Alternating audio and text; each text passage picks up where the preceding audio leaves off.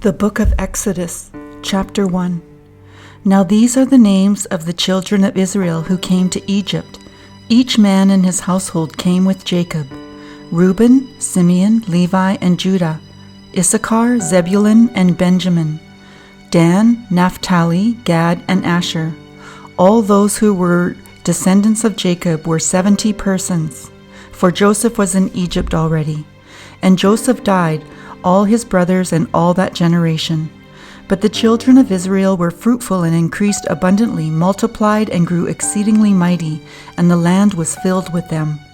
Now there arose a new king over Egypt, who did not know Joseph, and he said to his people, "Look, the people of the children of Israel are more and mightier than we.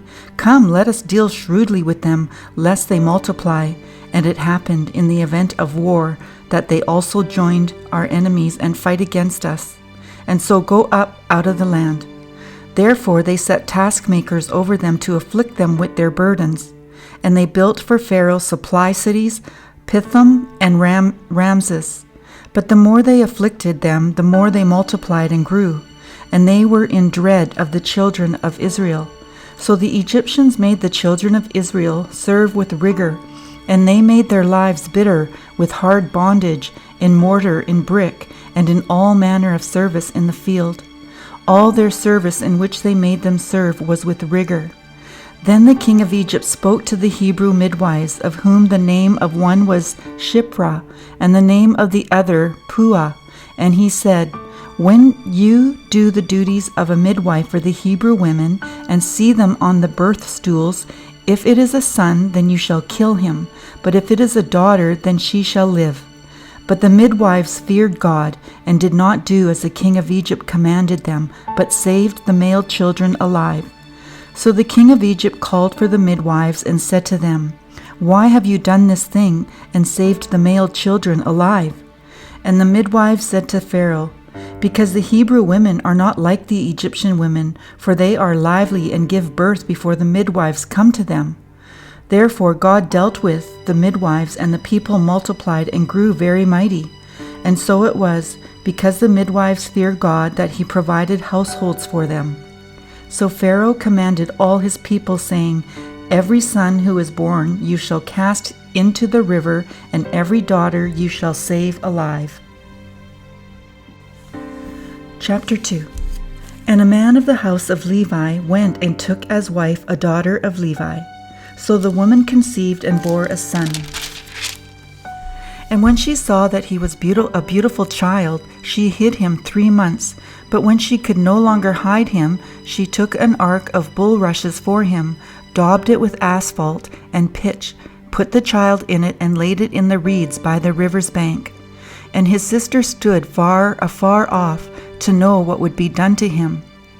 Then the daughter of Pharaoh came down to bathe at the river, and her maidens walked along the riverside, and when she saw the ark among the reeds, she sent her maid to get it. And when she opened it, she saw the child, and behold, the baby wept. So she had compassion on him, and said, "This is one of the Hebrews' children." Then his sister said to Pharaoh's daughter, "Shall I go and call a nurse for you from the Hebrew women, that she may nurse the child for you?" And Pharaoh's daughter said to her, "Go." So the maiden went and called the child's mother. Then Pharaoh's daughter said to her, "Take this child away and nurse him for me, and I will give you your wages." So the woman took the child and nursed him. And the child grew, and she brought him to Pharaoh's daughter, and he became her son. So she called his name Moses, saying, "Because I drew him out of the water." Now it came to pass in those days, when Moses was grown, that he went out to his brethren and looked at their burdens. And he saw an Egyptian beating a Hebrew, one of his brethren. So he looked his way and that way, and when he saw no one, he killed the Egyptian and hid him in the sand. And when he went out the second day, behold, 2 Hebrew men were fighting. And he said to the one, "Who did the wrong? Why are you striking your companion?" Then he said, "Who made you a prince and a judge over us? Do you intend to kill me as you killed the Egyptian?" So Moses feared and said, "Surely this thing is known." When Pharaoh heard of this matter, he sought to kill Moses. But Moses fled from the face of Pharaoh and dwelt in the land of Midian, and he sat down by a well. Now the priest of Midian had 7 daughters, and they came and drew water, and they filled the troughs of water their father's flock.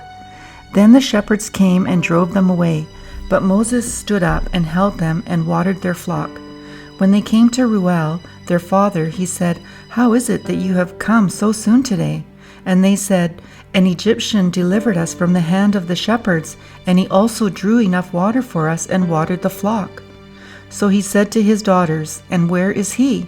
Why is it that you have left the man? Call him that he may eat bread."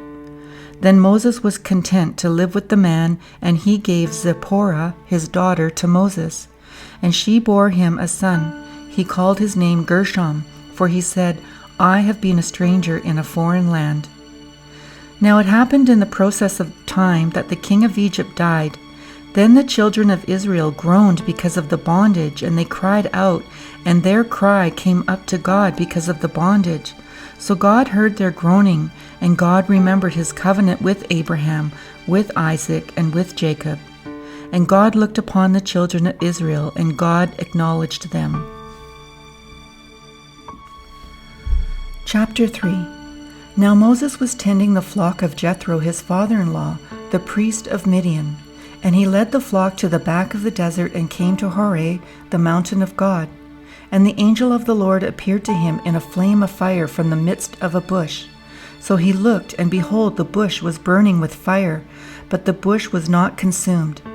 Then Moses said, "I will now turn aside and see this great sight, why the bush does not burn." So when the Lord saw that he turned aside to look, God called to him from the midst of the bush and said, "Moses, Moses." And he said, "Here I am." Then he said, "Do not draw near this place. Take your sandals off your feet, for the place where you stand is holy ground." Moreover, he said, "I am the God of your father, the God of Abraham, the God of Isaac, and the God of Jacob." And Moses hid his face, for he was afraid to look upon God. And the Lord said, "I have surely seen the oppression of my people who are in Egypt, and have heard their cry because of their masters. For I know their sorrows, so I have come down to deliver them out of the hand of the Egyptians, and to bring them up from that land to a good and large land, to a land flowing with milk and honey, to the place of the Canaanites and the Hittites and the Amorites and the Perizzites and the Hivites and the Jebusites. Now therefore, behold, the cry of the children of Israel has come to me, and I have always seen the oppression with which the Egyptians oppressed them. Come now, therefore, and I will send you to Pharaoh, that you may bring my people, the children of Israel, out of Egypt." But Moses said to God, "Who am I that I should go to Pharaoh, and that I should bring the children of Israel out of Egypt?" So he said, "I will certainly be with you, and this shall be a sign to you that I have sent you. When you have brought the people out of Egypt, you shall serve God on this mountain." Then Moses said to God, "Indeed, when I come to the children of Israel and say to them, 'The God of your fathers has sent me to you,' and they say to me, 'What is his name?' what shall I say to them?" And God said to Moses, "I am who I am." And he said, "Thus you shall say to the children of Israel, 'I am has sent me to you.'" Moreover, God said to Moses, "Thus you shall say to the children of Israel, 'The Lord God of your fathers, the God of Abraham, the God of Isaac, the God of Jacob, has sent me to you.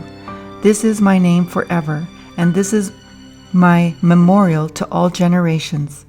Go and gather the elders of Israel together and say to them, The Lord God of your fathers, the God of Abraham, of Isaac, and of Jacob, appeared to me, saying, I have surely visited you and seen what is done to you in Egypt. And I have said, I will bring you up out of the affliction of Egypt to the land of the Canaanites, and the Hittites, and the Amorites, and the Perizzites, and the Hivites, and the Jebusites, to a land flowing with milk and honey.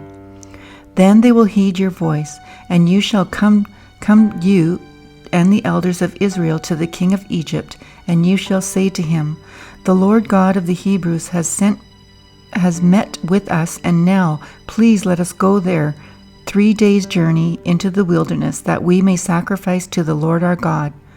But I am sure that the king of Egypt will not let you go, no, not even by a mighty hand.